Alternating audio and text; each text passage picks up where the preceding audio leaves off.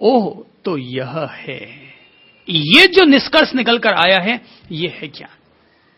इसके अलावा सब केवल शब्द जाल है, वाणी व्यवहार है, लोक व्यवहार है। ये जो निष्कर्ष निकल कर आया ना, ये है आत्मज्ञान, ये है तत्वबोध। ओ तो यह है, ठीक है। अपन लोग को जो पुरानी कहानी कहा करते हैं ना, इज दैट सो, ओ तो ऐसा है, ठीक है। किसी ने जाकर के संत हाकुइन से कहा कि ये जो पड़ोसन के पेट में जो बच्चा है वो आपका है, तो जवाब में इतना ही कहते हैं, ओ तो ऐसा है, ठीक है। Is that so. और जब बच्चा पैदा हो जाता है, संत के पास लाकर रख दिया जाता है, तब भी वो ये कहते हैं, ओ तो ऐसा है, ठीक है।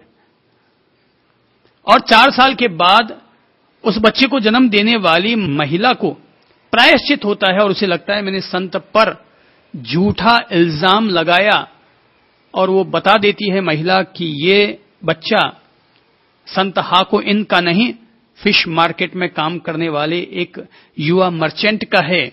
तो प्रायश्चित उसके सामने भेजा जाता है और परिजन लोग आकर कहते हैं कि आपके साथ हमने ऐसा अपराध भरा कार्य किया, ये बच्चा हम वापस ले जाना चाहते हैं। तब भी संत हाकुइन इतना ही कहते हैं, इज दैट सो, तो ऐसा है, ठीक है।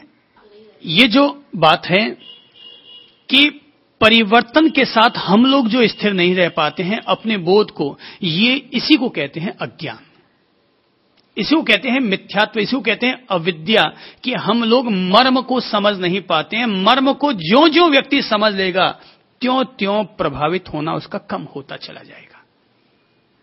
एक व्यक्ति पर, जैसे मान लीजिएगा अपन कहेंगे कि कुछ व्यक्ति ऐसे होते हैं जिनको छोटी सी भी उपेक्षा बर्दाश्त नहीं हो पाती और 1 सेकंड में वो गुस्से से भर जाते हैं। और कुछ लोग ऐसे होते हैं जिनको गहरी उपेक्षा दे दी जाए तब भी वो क्रोधित नहीं होते हैं। जो क्रोधित हो गए तात्कालिक प्रतिक्रियाशील हो गए, और जो क्रोधित नहीं हुए वे, ठीक है। देखिए, एक कविता चलती है, पुराने समय में आप लोगों ने अपने विद्यालयी जीवन में पढ़ा होगा कि क्षमा शोभती उस भुजंग को जिसके पास गरल हो, उसको क्या जो दंतहीन विष रहित विनीत सरल हो। या आपने एक और दोहा सुना होगा कबीरदास जी का कि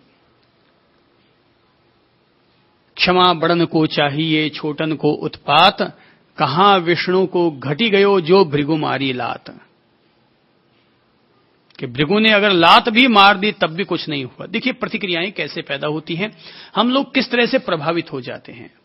ऐसा हुआ कि एक बार ऋषियों के बीच में चर्चा चल पड़ी कि कौन व्यक्ति है जो भगवान को भी गुस्सा दिला सकता है, उनको प्रभावित कर सकता है। तो बोले देखते हैं, भगवान की परीक्षा करते हैं किस देवता में क्या दम है। तो ऋषियों ने मीटिंग की, बैठक की, और आखिर में यह काम सौंपा गया ऋषि भृगु को। तो भृगु जी रवाना हो गए एक एक देवताओं को चेकअप करने के लिए, कसौटी पर कसने के लिए। तो भृगु सबसे पहले ब्रह्मा जी के पास गए और जाते ही सीधे उनके बगल में जाकर के बैठ गए।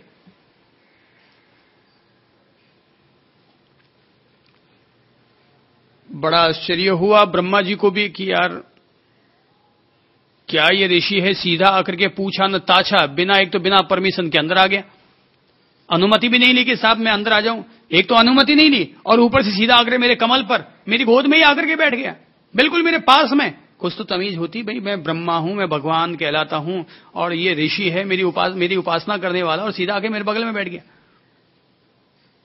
पर कुछ बोले नहीं, क्या ऋषि है, मेरा करीबी है, मुझे बहुत चाहता है, ठीक है, कुछ बोले नहीं।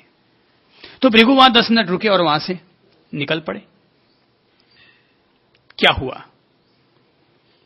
भृगु ब्रह्मा जी के पास जाकर बैठे तो क्या हुआ,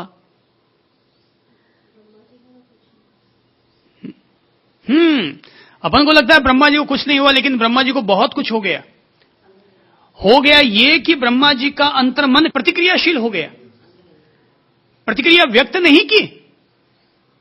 यह नहीं कहा कि बदतमीज कहीं का, तू सीधा मेरे बगल में आके बैठ गया, ये कौन सा तरीका हुआ। पर मन में तो प्रतिक्रिया पैदा हो गई ना, मन तो प्रतिक्रियाशील हो गया कि इसको इतना तो सोचना चाहिए कि ब्रह्मा जी के पास जा रहा हूं, कुछ तो तमीज से जाऊं। बोला नहीं, बहुत सारी बातें अपन लोग बोल नहीं पाते हैं, पर ये जो मन है ना, इसमें तो प्रतिक्रिया पैदा हो ही जाती है, ये तो प्रतिक्रियाशील हो ही जाता है ना। तो परिवर्तन होते हैं, लेकिन उस परिवर्तन के दौर में अपन लोग स्थिर नहीं रह पाते, अपने ज्ञान को मक्कम नहीं रख पाते और फिसल जाया करते हैं। तो कहते हैं कि वो गए महादेव जी के पास, वहां से निकलकर, तो महादेव जी के पास गए। ब्रह्मा जी के तो केवल बगल में बैठे थे, पर महादेव जी के तो सीधा गोद में ही जाकर के बैठ गए।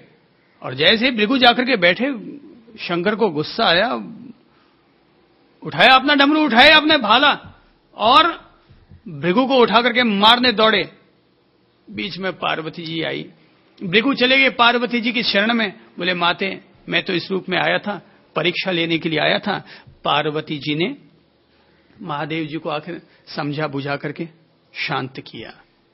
अब क्या हुआ, महादेव को प्रतिक्रिया हुई, वहां ब्रह्मा जी की प्रतिक्रिया हुई पर प्रकट ना किया, महादेव जी को प्रतिक्रिया हुई भी और प्रकट भी किया।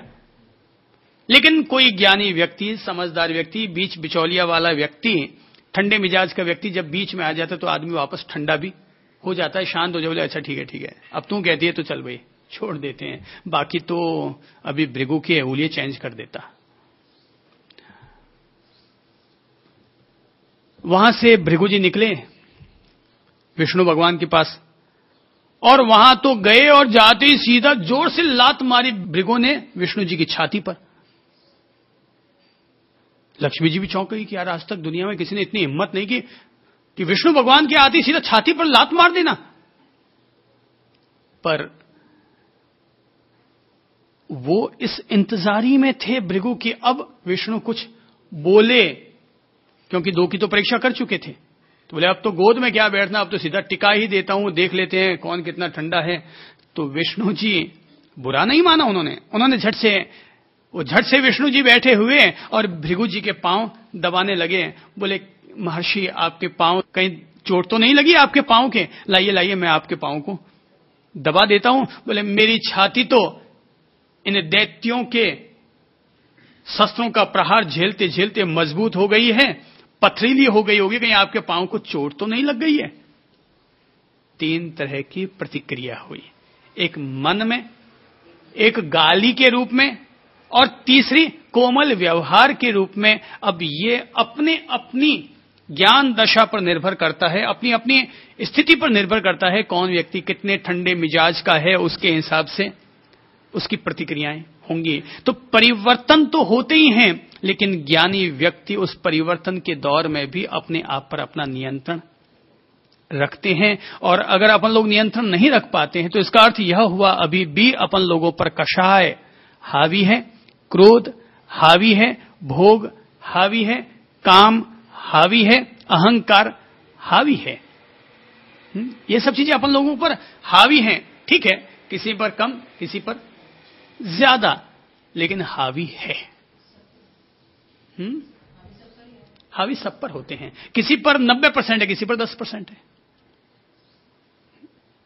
अर्थात एक व्यक्ति रोटी में नमक कम या ज्यादा होता है तो एक व्यक्ति उस नमक के कम या ज्यादा होने पर सीधा गाली गलौज करना शुरू कर देता है। दूसरा आदमी कह देता है भैया इसमें नमक थोड़ा डाल दो, और तीसरा जैसा होता है उसको शांति से खा लेता है। ये तो अपनी अपनी मनोदशा पर निर्भर करता है। तो जिस व्यक्ति का अज्ञान जितना कट गया है, मिट गया है, अंधकार जिसका जितना छट गया है, वह व्यक्ति अपना वैसा व्यवहार करेगा।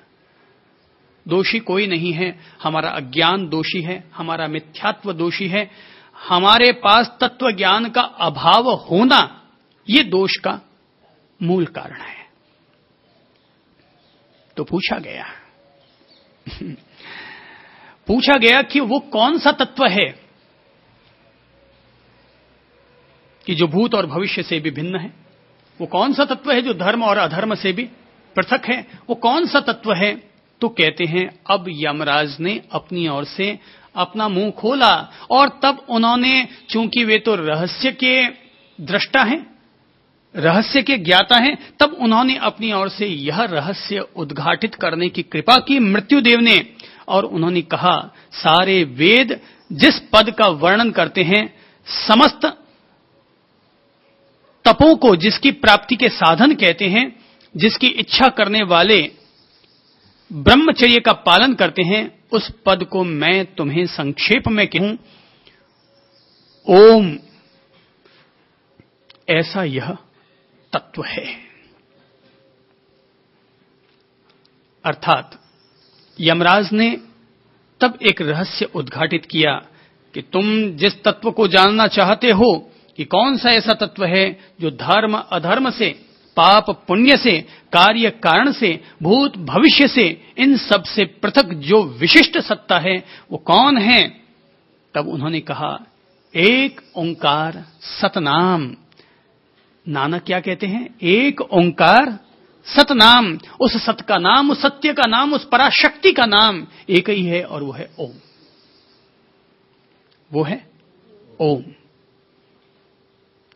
लोग समझते हैं सिख धर्म कोई अलग धर्म होगा। नहीं, अलग धर्म नहीं है सिख धर्म। सिख धर्म मूलतः भारतीय संस्कृति के आदि स्रोत से जुड़ा हुआ धर्म है, जो कहता है एक ओंकार सतनाम, कि सत्य का, पराशक्ति का, ईश्वरीय शक्ति का अगर कोई नाम देना है तो एक ही अक्षर है और वो है ओम। पतंजलि जी कहते हैं, तस्य वाचकः प्रणवः। पूछा गया कि संसार में सर्वोपरि सत्ता कौन है, तो पतंजलि जी ने जवाब दिया, ईश्वर ही पराशक्ति है, परम शक्ति है। बोले उस ईश्वर का वाचक क्या है? तो कहा गया, तस्य वाचकः प्रणवः। अर्थात उसका वाचक, उस ऊपर वाले वाचक, परिचायक, जिसे कि हम संबोधन दे सकें, वो है प्रणव। और प्रणव का अर्थ होता है ओम। प्रणव का अर्थ होता है ओम। मैंने जितना भारतीय संस्कृति को समझा है, भारतीय धर्म को समझा है, भारतीय मंत्र विज्ञान को समझा है, उसके आधार पर लगता है कि संसार में मंत्रों के नाम पर, शब्दों के नाम पर, ध्वनि, महाध्वनि और पराध्वनियों के नाम पर अगर कोई विशिष्ट महाध्वनि है, पराध्वनि है, तो वह है ओम। अर्थात इस एक अक्षर में